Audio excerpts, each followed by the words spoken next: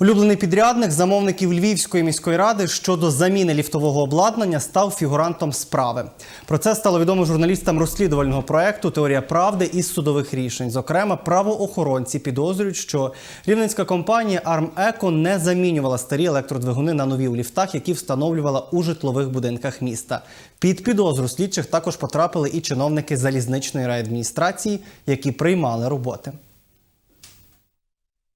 Я не можу коментувати тих речей, ми не володіємо суті тої справи реально. У нас було тільки проведено виїмку документів. Ми проводимо службове розслідування в міській раді по даному факту. Ми про це знаємо.